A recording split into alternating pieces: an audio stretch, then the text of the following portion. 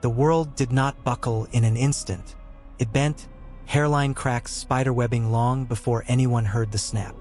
In January 25, Donald Trump reclaimed the Oval Office on promises of America first, peace through strength.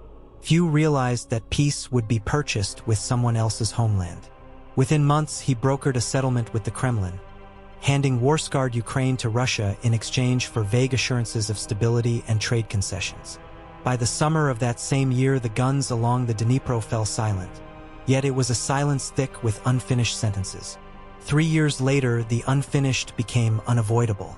Having absorbed Ukraine's factories and grain fields, Russia turned westward.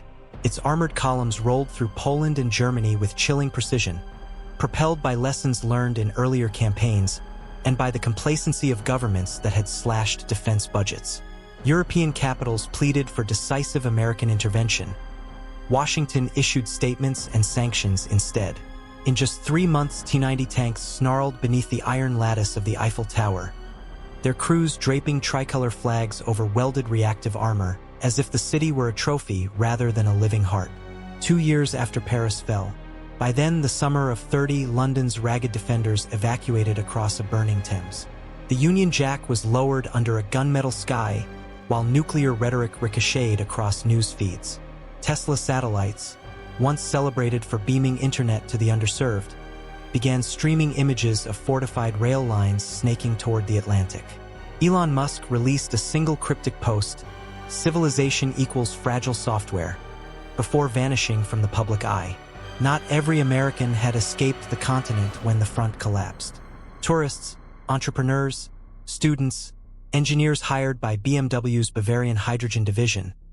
Thousands woke one dawn to the crackle of Russian loudspeakers announcing occupation statutes. Expats were deemed foreign combatants in potential, herded into internment complexes repurposed from regional airports and logistics hubs. One such camp sprawled across the cracked runways of the defunct Orly Airport south of Paris. Barbed wire traced the perimeter like barbs on a venomous bloom. Guard towers pierced the drizzle, their mounted searchlights stabbing through the gloom each night as if interrogating the very air. Inside Warehouse 12, the medical bay by designation, the quarantine shed in practice, Jessica Wade moved among cots with a dented kerosene lantern. She was 32, Florida-raised, a trauma nurse who had extended her Paris vacation when transatlantic flights became unpredictable. Now she cleaned burns inflicted by shock batons, whispered threads of courage, and ripped strips of linen from her only spare uniform to improvise bandages. Across the compound in Barack G, Brian O'Connor pressed his palm against the cold concrete wall, measuring the tremor of diesel engines beyond the fence. He had the look of a man built from cord rope and stubborn resolve. Square shoulders, close-cropped dark hair, a scar arcing from ear to jaw earned in Fallujah years back. After leaving the Army Rangers, he thought he was done with war. Fate, however, is partial to irony. He had flown to Munich for a security consulting conference hosted by BMW when the invasion sliced the continent in two. The camp commandant, Colonel Vitaly Semyonov, ran Orly with a bureaucrat's cruelty. Paperwork for beatings, requisition forms for public floggings, everything logged in neat Cyrillic columns that smelled of alcohol ink. Prisoners were assigned colored patches. Blue for civilians, green for medical staff, red for anyone with military credentials. Brian wore red.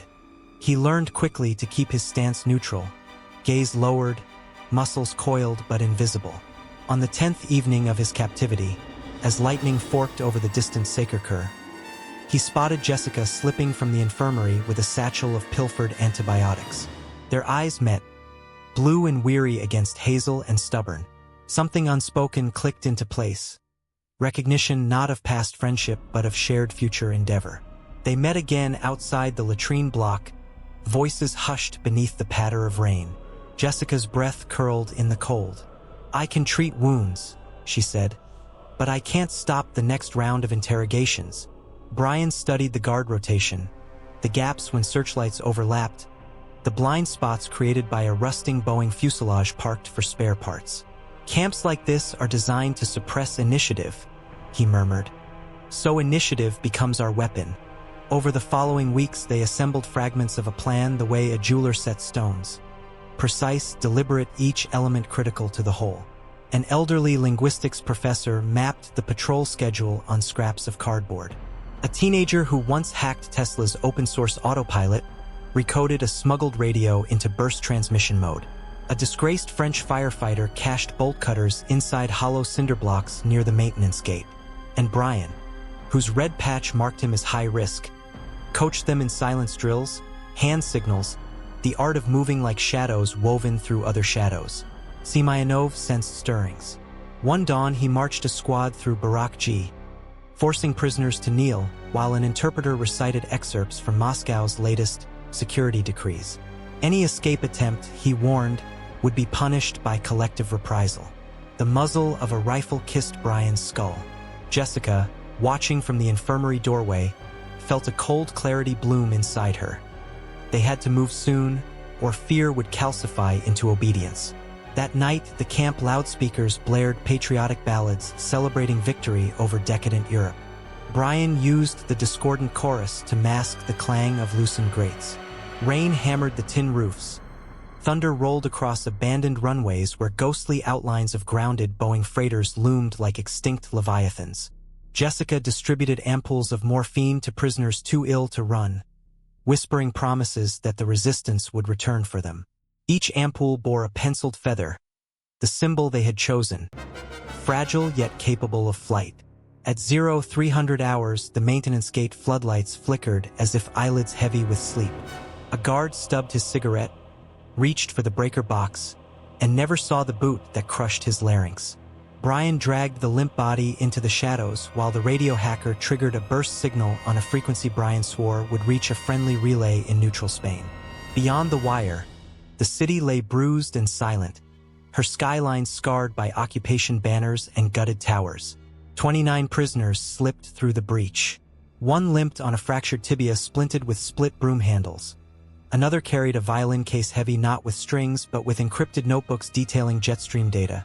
Information Musk's constellation once harvested for climate models, now coveted by any faction plotting transatlantic drone routes. As they crossed the weed-choked taxiway, headlights flared. An armored personnel carrier patrolling the perimeter earlier than scheduled. Orders barked in Russian. Bullets tat-tat-tatted against the fuselage wreck. Brian spun, shoulder slamming Jessica to the tarmac. "Go!" he roared, voice shredding in the rain. Prisoners scattered toward the distant tree line bordering the suburb of Rungies. The teenager with the radio took a round to the shoulder, stumbling. Jessica hauled him upright, morphine syringe between her teeth, fingers slick with rain and blood. Brian fired a confiscated Makarov until the slide locked back, then used the empty pistol as a fistload weapon, cracking a trooper's visor. Searchlights converged, stark cones slicing the darkness. Diesel engines revved. Through the chaos, Jessica glimpsed the Tesla Model Y. The occupiers had repurposed civilian vehicles, stripping logos but leaving the sleek silhouette unmistakable, skidding across the runway toward them. In a heartbeat, she understood. The autopilot still functioned, its owner long gone, its sensors as precise as ever. Without hesitation, she sprinted, flung the driver's door open, yanked the stunned conscript from the seat. Brian vaulted into the passenger side. The cabin glowed with residual battery charge, the touchscreen strobing error messages in Russian. Jessica's fingers danced, years of simulating emergencies on Florida interstates paying dividends, and the Tesla lurched forward, tires spitting aquaplanes. Behind them, the camp siren wailed, a metal animal howling at the wound they had torn in its flesh. They burst through a chain-link gate, sparks showering as steel teeth scraped the composite fenders. Ahead, the A6 autoroute yawned east-west like a vein across occupied France. The Model Y's battery registered at 19%, distance to the forested Massif Central, where rumored partisan cells hid, was over 300 kilometers. Yet in that instant, cockpit reeking of ozone and fear, Brian and Jessica tasted something sharper than dread, something their captors could neither catalog nor crush. It was the taste of beginning. The Tesla's battered suspension groaned as Jessica threaded the Model Y through the maze of abandoned delivery vans outside Rungies.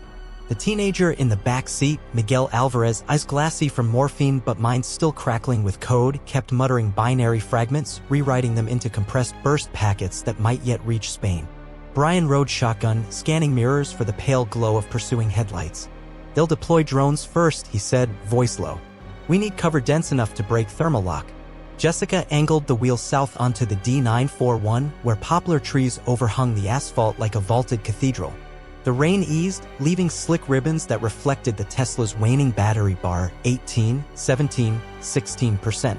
In the glove box, she found a BMW hydrogen fuel filler adapter, part of a European interoperability scheme no one had thought would matter in wartime.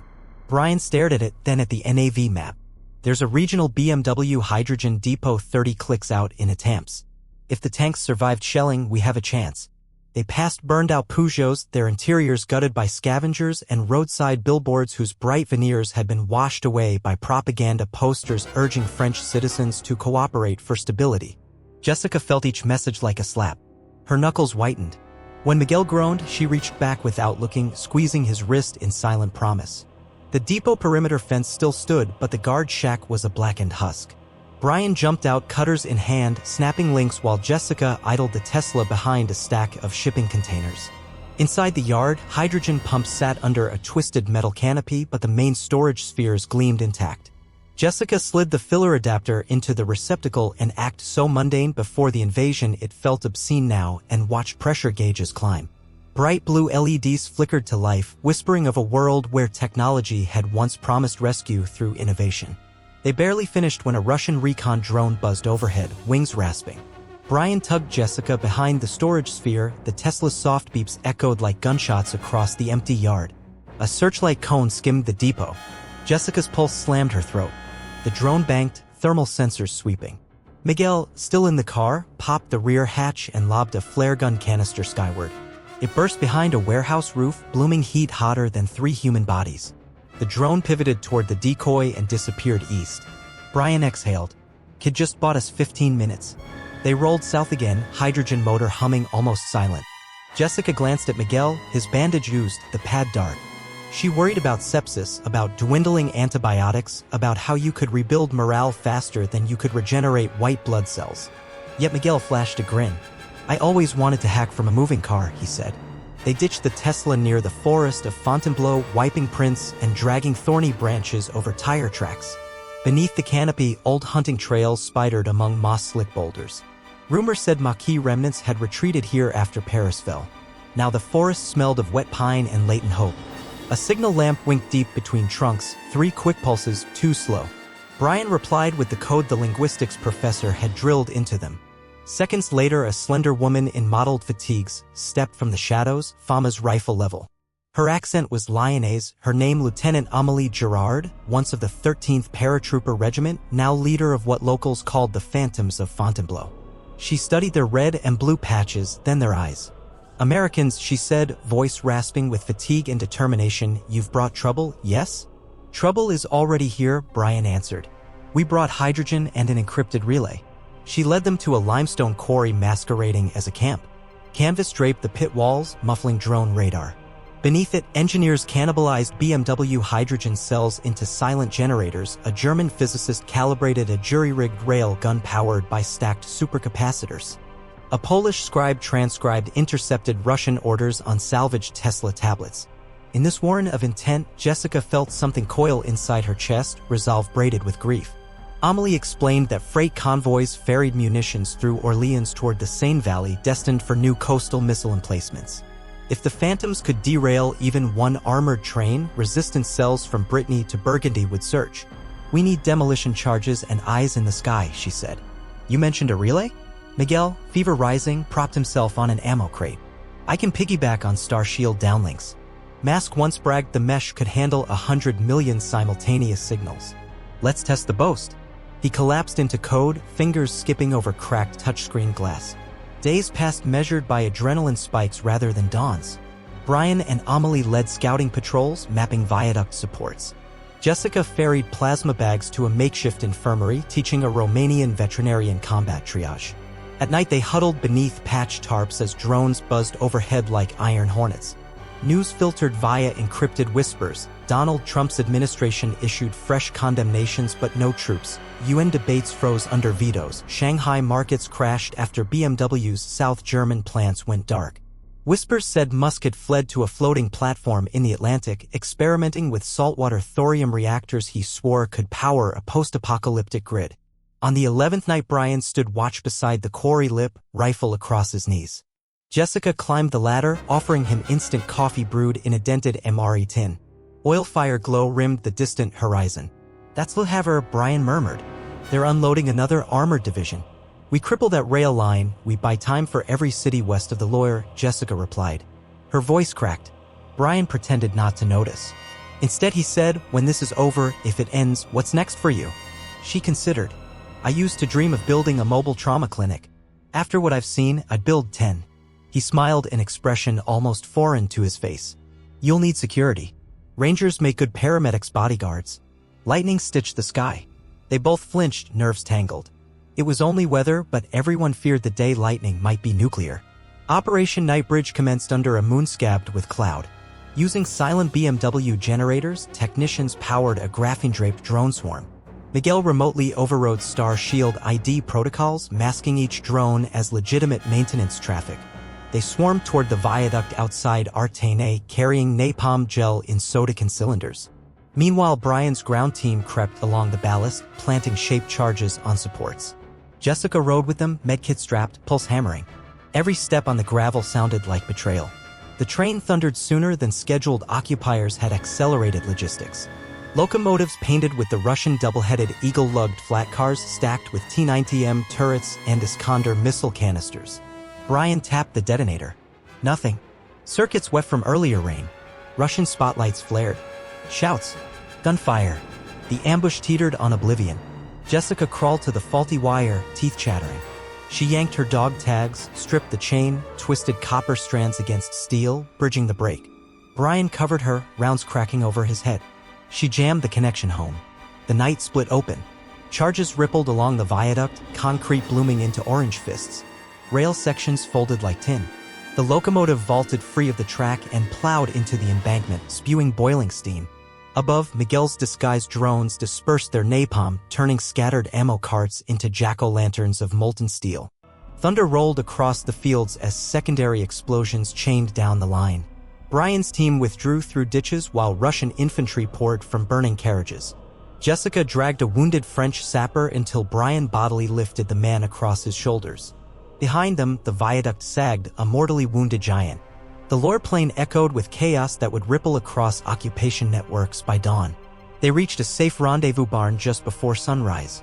Amelie burst in, face streaked with grime yet eyes incandescent. Interceptions confirm the same corridor is paralyzed. It will take them weeks to reroute.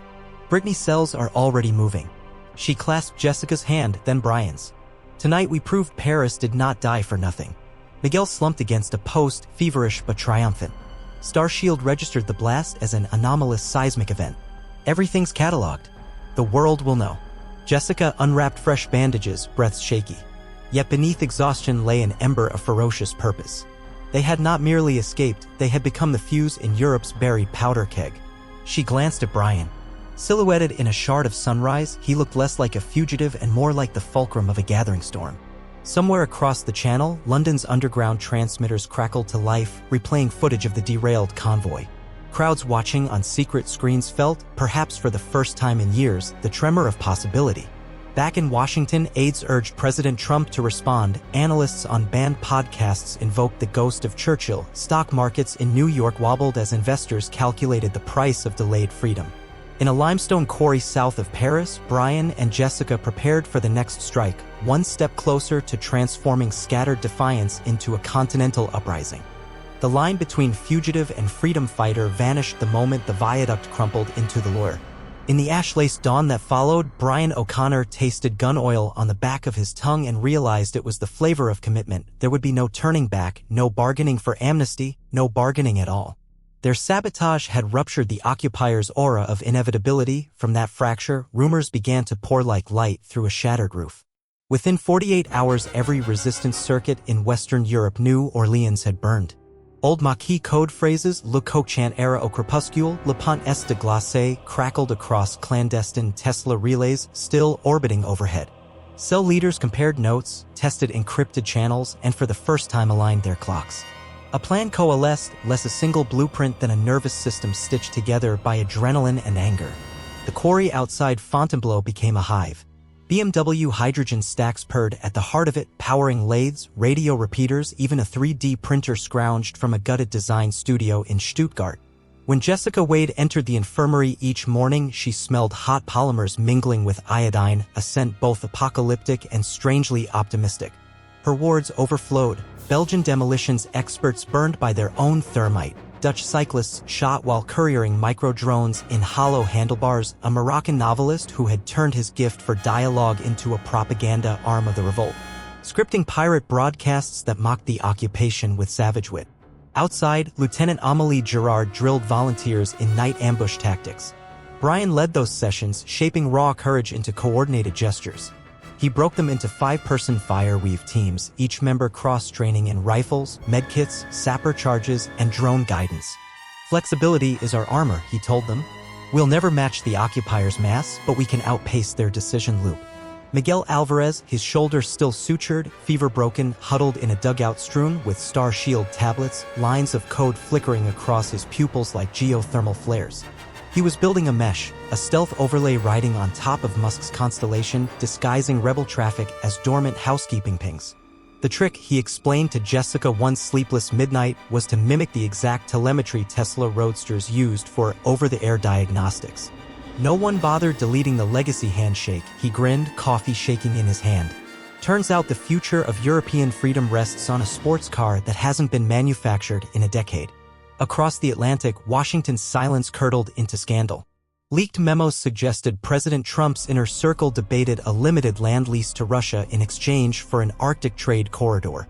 Cable hosts frothed, Senate hearings loomed, still, no carriers steamed east. In London's catacombed radio bunkers, refugees asked what America truly meant when it promised liberty. The answer arrived not from official podiums but from a video, grainy, filmed on a captured Tesla drone. It showed the Orleans train erupting in sheets of fire while a ragged banner unfurled in the smoke. Feathers can cut stone.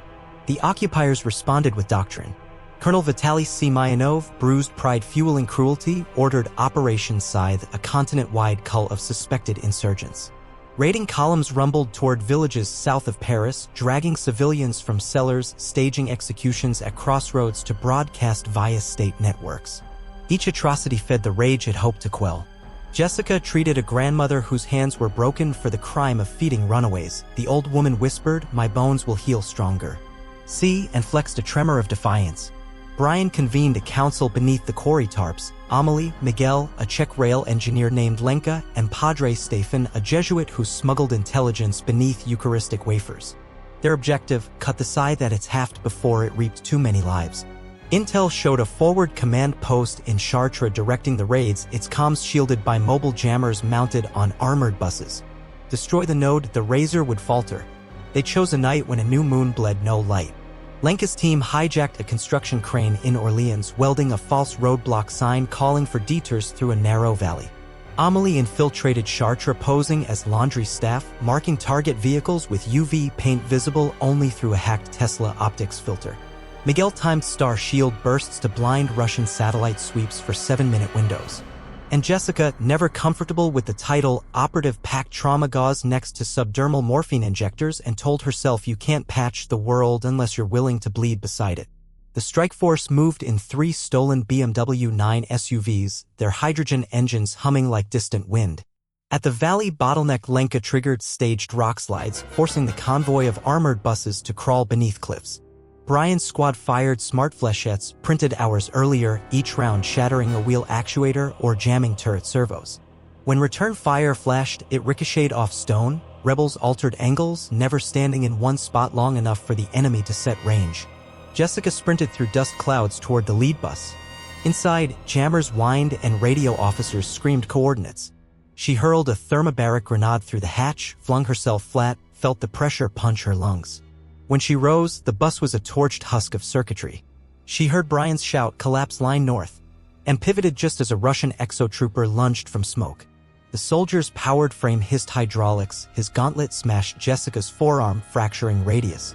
Pain detonated behind her eyes. She ducked under the second blow, drove a morphine injector into the exosuit's clavicle joint. The chemicals weren't designed for metal, but the polymer syringe snagged a conduit, electricity arced, the suit juddered, and the giant toppled like mythic bronze. Brian grabbed her good arm, hauled her behind a lorry. Brakes clean, he assessed in a breath. Splint later. Move now. They rushed to finish the demolition, planting C6 against jammer pylons. When the charges ignited, the valley lit as though dawn had been forged from antimatter. Above, Starshield's sensor lens recorded the eruption, encrypting it within what Miguel called the Roadster handshake. Half a world away, hashtags bloomed. Hashtag Featherstorm, hashtag Chartreburns, hashtag Take Back Europe. But victory birthed new risk. Semyonov requested tactical nuclear authority. He claimed partisan sabotage threatened supply lines for humanitarian corridors. The Kremlin debated. European governments in exile cried bluff. Tesla satellites picked up heat signatures as Russian Iskander units rolled west, warheads rumored to be cobalt-salted for maximum fallout. Civilization dangled on a filament. Inside the quarry, anxiety thickened. Miguel's hands quivered not from code fatigue but from dread math. Time to target estimates showed Paris inside Iskander range within 20 minutes once launch orders cleared. Resistance needed leverage. Padre Stefan offered it, sliding a battered flash drive across the planning table. Confession finds surprising paths, he murmured. The drive contained schematics for a Russian orbital relay project Seraphim capable of mid-course retargeting for the nukes. Target Seraphim, the threat could be nullified. Fail, and Europe might glow. Lenka whistled. How do we hit something in low Earth orbit? Miguel leaned back, eyes blazing. With something already up there. Tesla's earliest rideshare launches had left dozens of CubeSats dormant, power cells depleted but thrusters intact. If Miguel could wake one, rewrite guidance, strap an improvised warhead of its own hydrogen tank and tungsten ballast, they might field a kinetic kill vehicle. Musk sold toys against Moscow's new monsters, Brian thought. The plan was borderline insane and thus perfect. They worked feverishly. BMW fuel cells were disassembled for pressurant valves. A Spanish metallurgist forged a casing small enough for orbital ascent. Jessica, arm splinted, harvested PTN from unexploded artillery rounds. As she packed the charge, she realized she hadn't thought about Florida beaches in months. History had telescoped, squeezing entire lifetimes into days. Launch came from the plateau near Auxerre, where an abandoned SpaceX mini-pad still loomed like a relic. Resistance trucks disgorged components under camouflage nets while French farmers played sentries, masking activity with bonfires that mimicked village gatherings. At dusk, Miguel keyed commands. The CubeSat's dormant cells drank borrowed wattage, thrusters test-cycled, and the kill package clamped to its side beeped readiness. The hour arrived in spectral silence. A plume knifed the evening sky, and no symphonic countdown, just urgent cheers swallowed by distance. Jessica watched the scraper of light ascend, trailing sparks like hope ablaze. High above, the CubeSat embraced its waking moment, stabilizers chirping. Miguel's console scrolled telemetry. He whispered prayers in Spanglish. Then a red banner, trajectory lock achieved. Burn -4 minutes. In Moscow, at that same instant, Colonel Semyonov's request reached a shadow desk. A rubber stamp hovered. Somewhere a phone rang. Delay bloomed, small as a breath. At 400 kilometers, the CubeSat executed final burn, plating aimed at the Seraphim relay gliding over the Bay of Biscay. Brian, listening on headset, could hear his own heartbeat louder than the faint crackle of data. Impact registered as a spike, then silence. Satellite feeds stuttered. Russian launch codes froze mid-handshake. In a bunker beneath the Urals, warning lights flickered, confused by severed uplink. Across Europe, church bells rang without coordination, their peals sliding over hill and ruin like tidal song. Resistance channels erupted, civilians poured into streets, waving feathers inked on cloth scraps. The occupiers, still vast, had been reminded that vastness can fracture. In the quarry infirmary, Jessica removed her sling long enough to stitch a Belgian scout's scalp. When she finished, Brian waited outside, face smeared with quarry dust, eyes reflecting torchlight. "We just bought the continent breathing room," he said. "Hours? Days? Don't know. But people are standing up." She managed a lopsided grin. "Then we keep them breathing." From a hilltop they surveyed the forest, fires of supply depots burning, headlights of retreating convoys snaking east. Yet above all gleamed the vault of stars, and among them the dark wound where Seraphim had been. That missing point of light felt, paradoxically, like a lantern. Far away, Donald Trump held a televised address. Poll numbers plunging, he pivoted from negotiated detachment to righteous outrage, vowing an air bridge of aid and defensive drones. Commentators debated sincerity, but C-17 transports began loading in Delaware nonetheless. Twitter Reels looped an old clip of Elon Musk drinking whiskey on a barge deck, telling reporters that disruption is just forcing a system to admit its own brittleness. Europe's brittle night was cracking. Jessica and Brian watched dawn stain the horizon like a bruise healing. They knew occupation armies would strike back with iron and fury. They also knew feathers had sliced stone before and would again. The hours that followed the destruction of Seraphim felt like the hush between lightning and thunder, as if the entire continent were poised to inhale. But the occupiers did not dissolve. Instead, they pivoted from bludgeon to scalpel. Within a day, Colonel Vitaly Semyonov received new directives from Moscow, Operation Iron Veil. If fear could no longer be projected from orbit, it would be ground into bone at street level. Armored columns rerouted away from stalled western fronts and fanned into the countryside, hunting for the feather emblem with a zeal that bordered on superstition. Villages that had sheltered partisans awoke to the shriek of track teeth and the thud of T-90 engines. Any house lacking a collaborator's sigil was torched. Yet, in the quarry south of Paris, resolve calcified rather than cracked. Lieutenant Amélie Girard gathered field reports while Brian O'Connor sketched fresh arcs on a corrugated steel tabletop. Concentric circles converging on Paris itself. "We can't fight everywhere," he said, voice hoarse from sleepless nights. "So we make the city the anvil. Force Semyonov to hammer against it until his arm shatters." Jessica Wade studied casualty tallies, names handwritten over blood types, and tried not to imagine how many cots she would need if their gambit failed.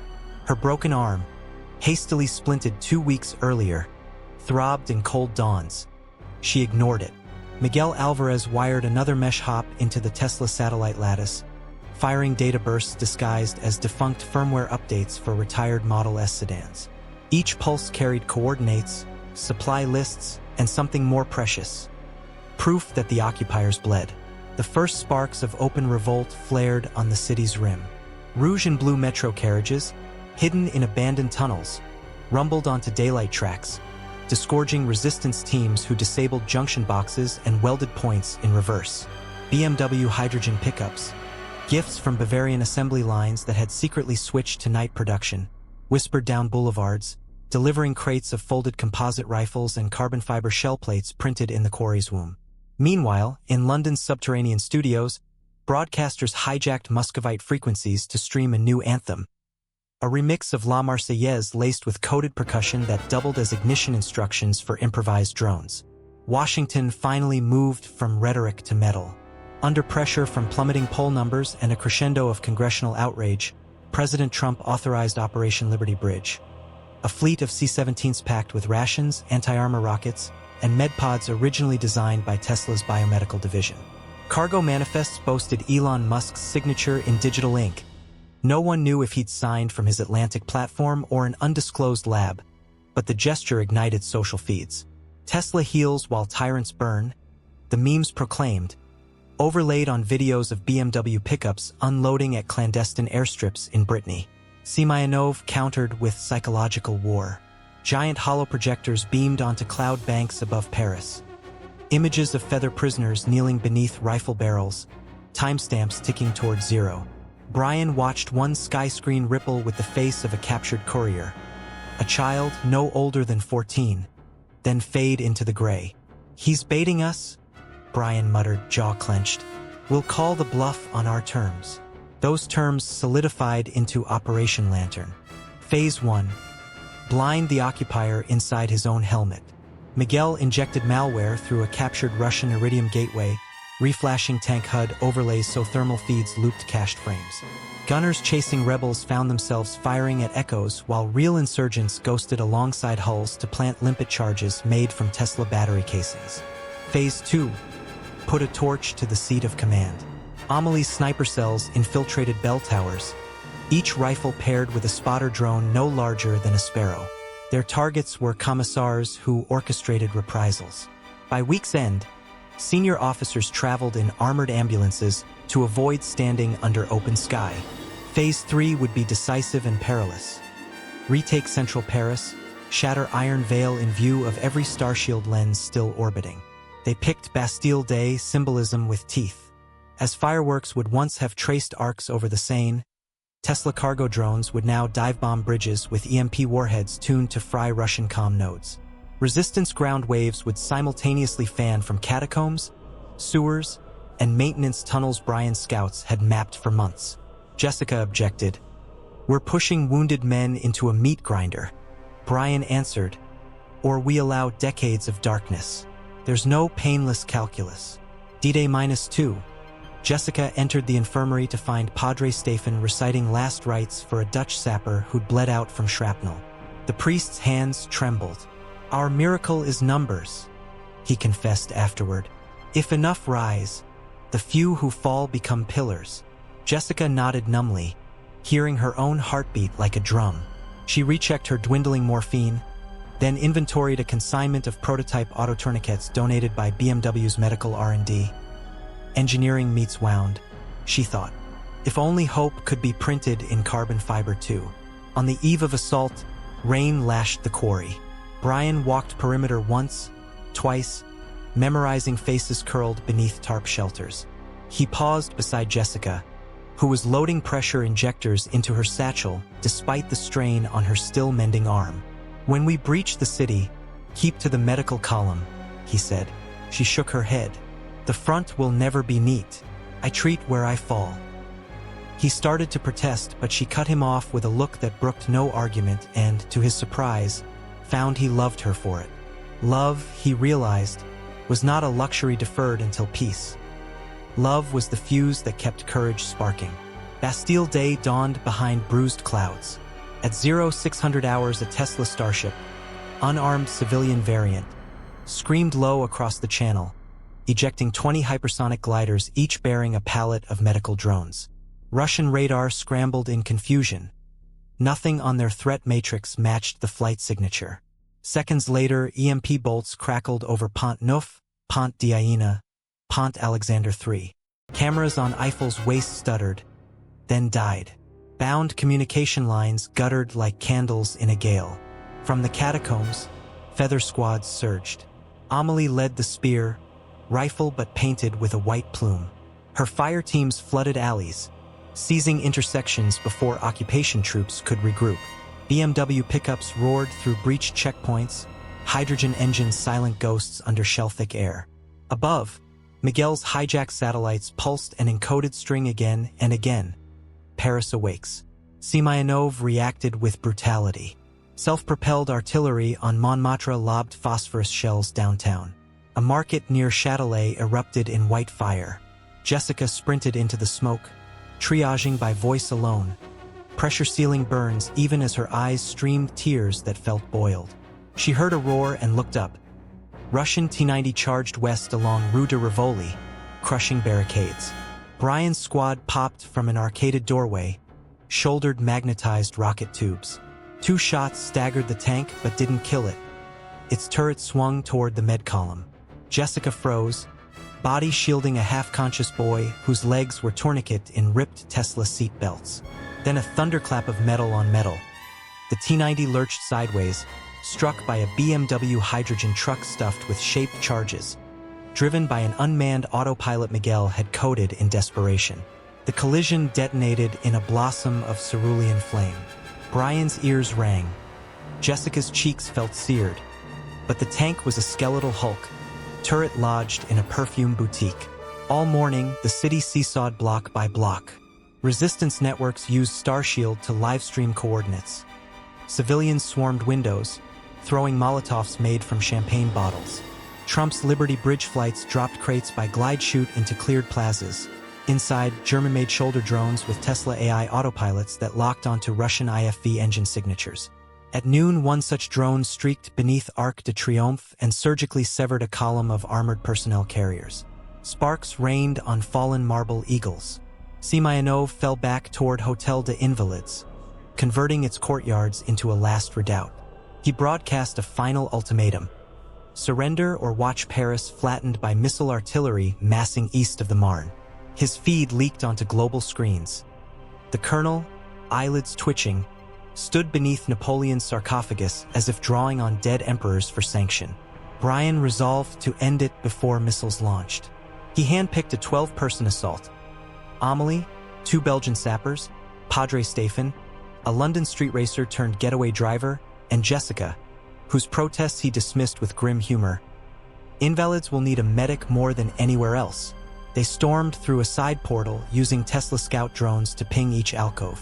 Marble corridors echoed with rifle fire. Columns chipped. Stained glass shattered. On the central lawn, Semyonov had erected mobile launchers, compact but lethal. The colonel himself guided coordinates into a rugged tablet while guards ringed the pad. Brian's team burst from colonnades. Sappers hurled smoke grenades. Padre Stefan recited something halfway between scripture and battle cry. Jessica dashed for 2 wounded Belgians even as rounds cracked past her ear. One bullet tore her splint, numbing the old fracture. She taped the limb tighter and kept crawling. Brian charged Semyonov head-on. The Russian saw him, smiled thinly, drew a service pistol.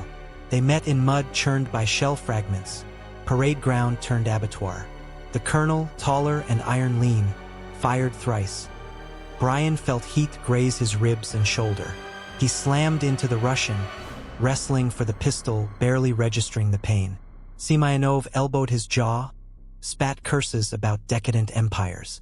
Empires rot, Brian rasped. But people grow back. He cracked the colonel's wrist, seized the gun, and jammed it beneath the man's breastplate. A single shot ended the doctrine of Iron Veil. Amelie sprinted to the launch console, fingers flying across Cyrillic menu trees to initiate self-destruct on missile circuits. Miguel, patched in from the quarry, overrode the final lock, sending a single word across the screen. Feather. Warheads fizzled inert.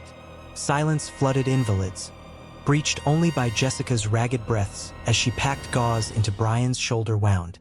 Sirens rose across the Seine, Russian units in disarray, some surrendering, others melting east. Parisians emerged from cellars waving tricolor flags stored since occupation began. Starshield beamed live feeds to every corner of Earth. Bastille Day reborn in smoke and music of liberation. Commentators wept on air.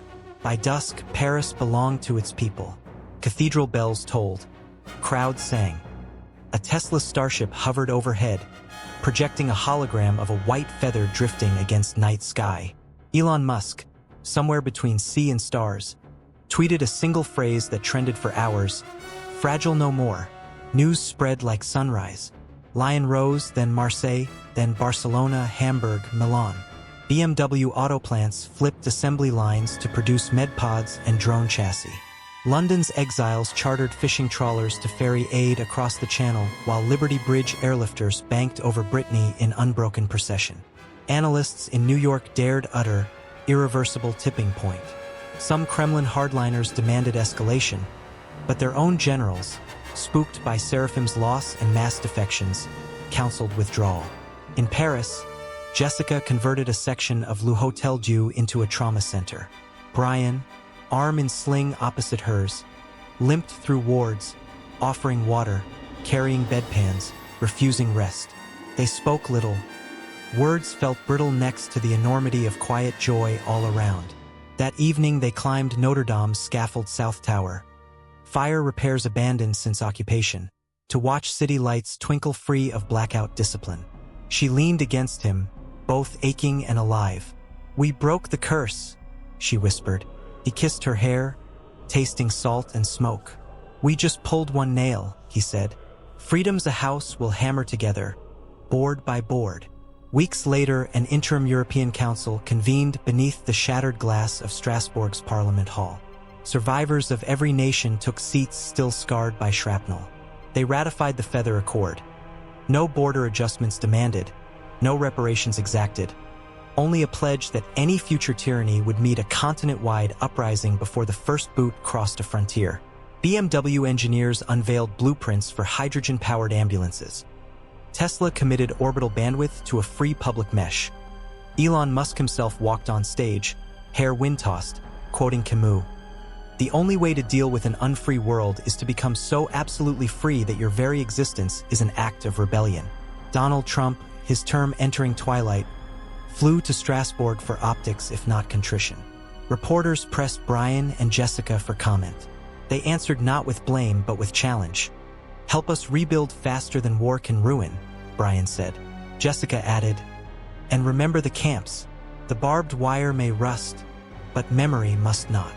The world listened, for once. Drone convoys ferried prefab homes to ravaged villages. Kids chalked white feathers on cracked sidewalks. Padre Stephen reopened Notre Dame for Mass, inviting Muslims, atheists, anyone seeking solace beneath vaults that had survived fire, war, and now rebirth. One dawn, 7 months after Bastille Day, Brian and Jessica drove west in a BMW rescue rig. Crossing the Loire were scorched viaduct ruins still jutted like ribs of an ancient beast.